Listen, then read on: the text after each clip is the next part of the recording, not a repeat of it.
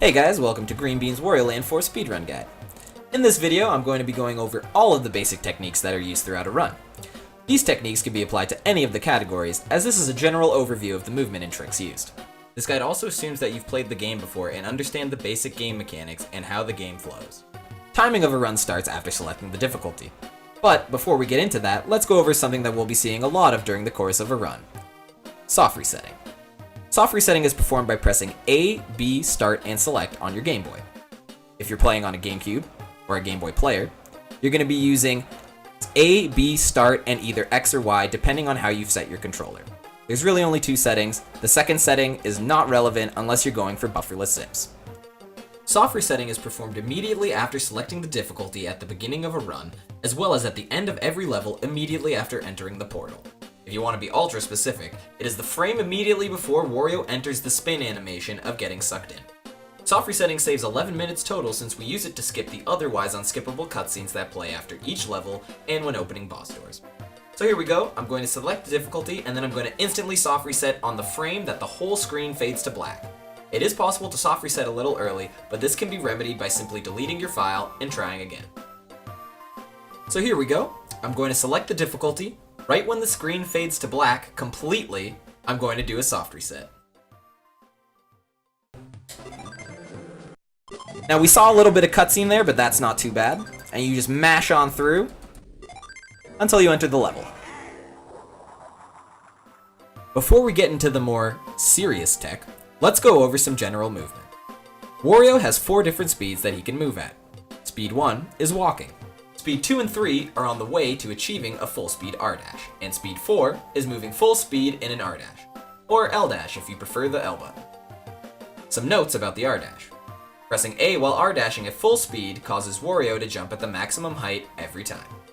Other jumps with Wario moving at a speed between 1 and 3 allow you to let go of A and control the height of the jump.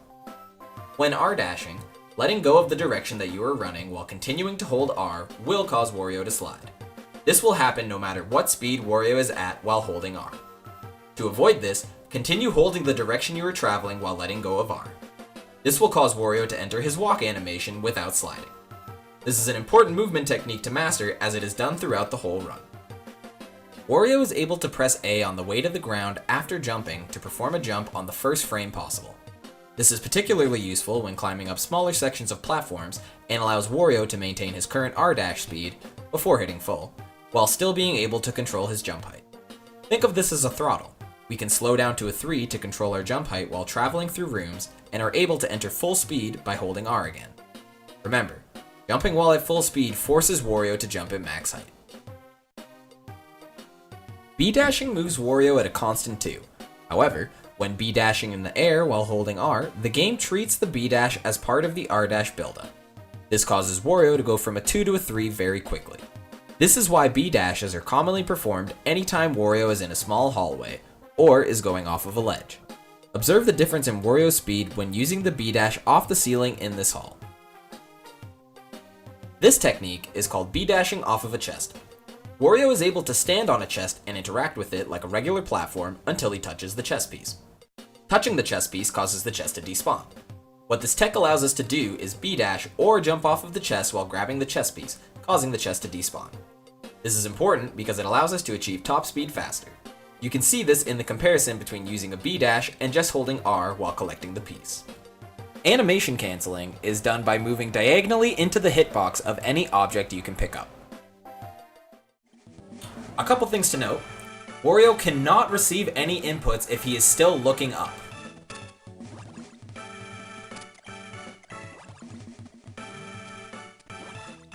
If I press A right after throwing, Wario does nothing.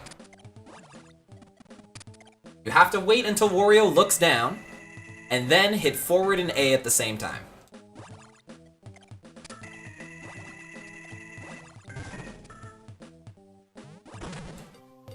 B sliding is super straightforward.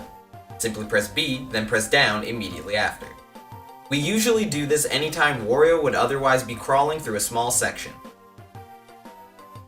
Make sure to press A at the end to do a small jump to ensure you don't lose any speed in these smaller sections.